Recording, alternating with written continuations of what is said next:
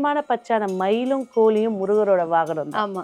அந்த பஞ்சபட்சியில இருக்கக்கூடிய ரகசியங்கள் எல்லாமே இந்த கந்த சஷ்டியில இருக்கு.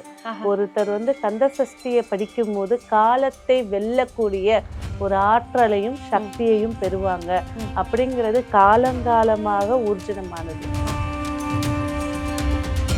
அந்த அச்சரத்தை தொட்டு அந்த திருமணமான தம்பதிகள் போடும்போது ஆசீர்வாதம் மட்டும்தான் நடக்கும்.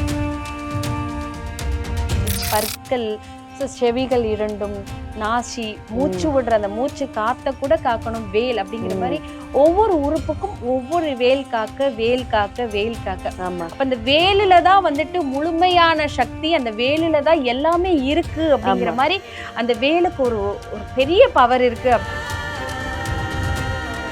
குழந்தை பருவத்திலிருந்து திருமணம் ஆகிற வரைக்கும் இருக்கக்கூடிய கன்னி பருவத்துல இருக்கக்கூடிய குழந்தைகள் உட்கார்ந்து அதை படிக்கிறது ரொம்ப சிறப்பு. கடன் இல்லையா, லோனை போட்டு வீடை வாங்கு, கடனை கட்டிக்கலாம், அவன் எவ்வளவு அவஸ்தைப்பட போறான்லாம் கிடையாது. அப்ப இந்த கடன் பிரச்சனைகளுக்கு அப்படின்னு சொல்லும் போது பாத்தீங்கன்னாக்கா மாலை நேரத்துல சந்தியா நேரம் சொல்லக்கூடிய சூரியன் அஸ்தமிக்கிறதுக்கு முன்னாடி 15 நிமிஷம்,